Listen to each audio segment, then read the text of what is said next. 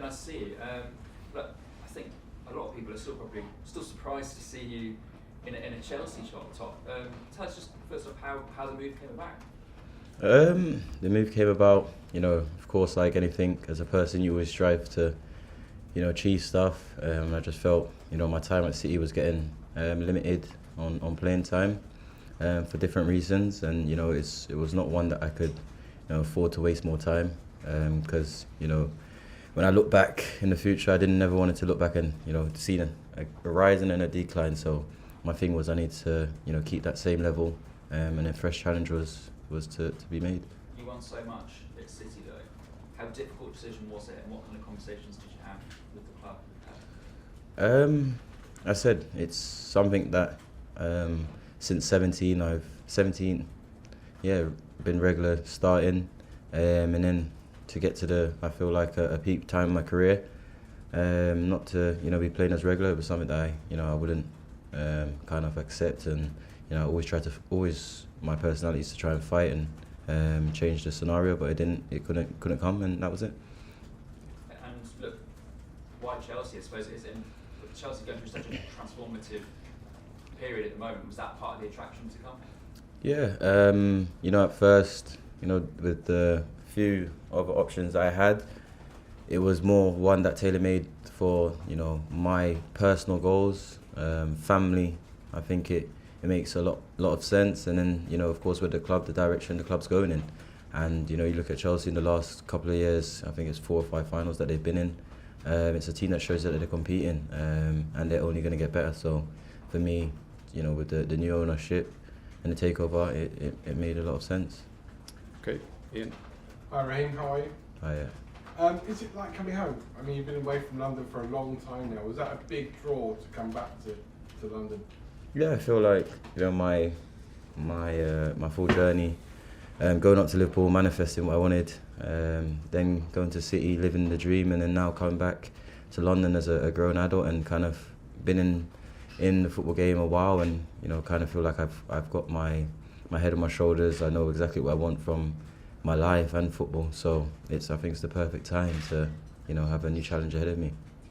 Outlined that game time was a big thing about why you wanted to leave City and come to Chelsea.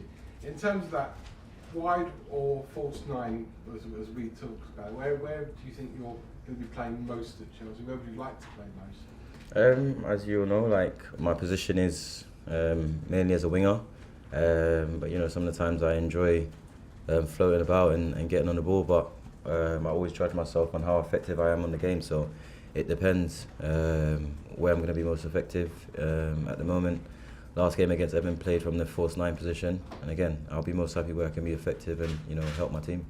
And how much are you looking forward to your home debut on Sunday against Spurs? Your England captain, your good friend Harry Kane, up against you.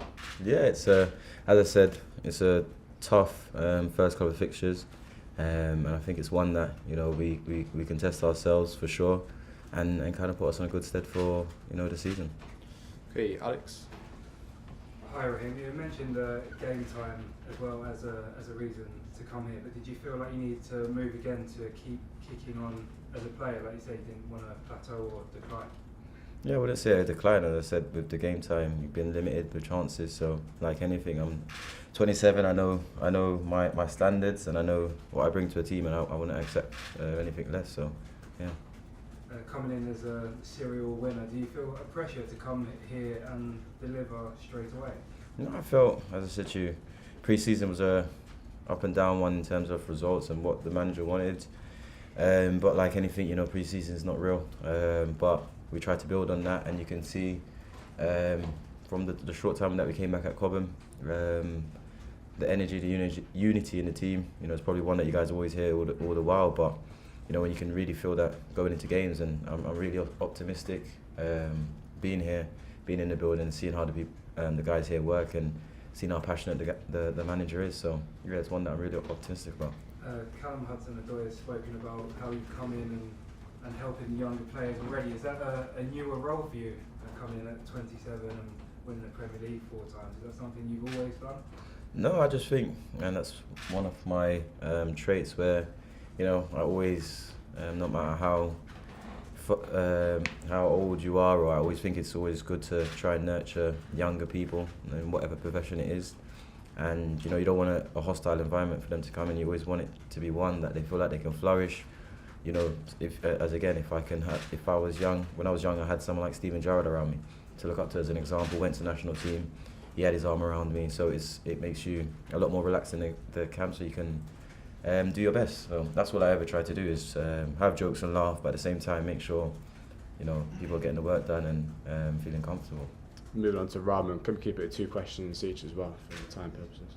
Yeah, Raheem, can I just take you back to Man City, because you played most games than any other player under Pep Guardiola and scored most goals. I think 131, only Aguero scored more. How difficult was it to make that decision to leave? As I said, I think it was, of course, with the time that I spent at City, it's with a lot of memories, a lot of top moments. But I say the year and a bit that I was kind of in and out of the team, it taught me a lot about myself. It made me, value a lot of things and try to get things in order. And I said a lot of things happen for a reason, and I kept with that mentality. And it was difficult, of course. My kids go to school there. My son now missing his friends, but again, it's those things in life that you have to make a decision that's best for yourself and of course for your family. Okay, Rags, ITV. Raheem, welcome back to London. You grew up in West London. Does coming back here feel like coming home?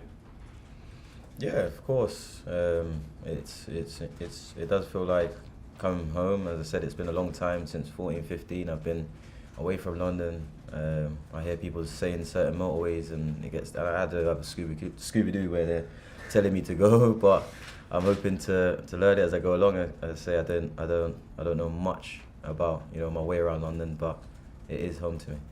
Sadly, only a few short years ago, 6 Chelsea fans were banned from the club because of the abuse they directed to you.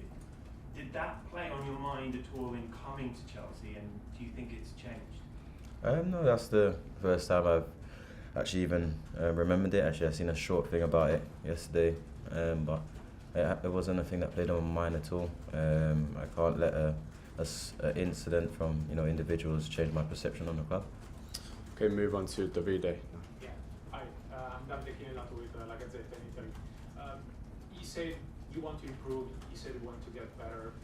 Have you set goals for yourself and for the team for this season? As I said, I'm optimistic coming here in the first place. With myself, I always set myself goals, so yeah, I know what I want to achieve personally, but of course what I would like to achieve with the football club, which is the most important. Yeah. Okay, we're going to go to Carrie, then finish with Nick. Raheem, Gareth Southgate was with you at training yesterday, and of course with the World Cup looming, how nice is it to keep building connections with the Chelsea players here with the World Cup in mind, and how much did that shape your decision to come to Chelsea? Yeah, as I said, knowing the boys from England, they're a really top bunch of lads, so it made the transition, as I said, coming here a lot smoother than if you were to go somewhere you don't know anyone. So I literally came in and fit right in. So it was a good transition. What did Gareth have to say to you about your move here? The conversation with him after training yesterday was brief because I had to go into doping. So it was a quick one. I had to try and get it done. Okay, Nick to finish this section. Raheem, you're obviously not at the age where you would have peaked yet in your career. It's still ahead of you, isn't it? So could we see your best football at Chelsea? I mean, it's exciting, isn't it?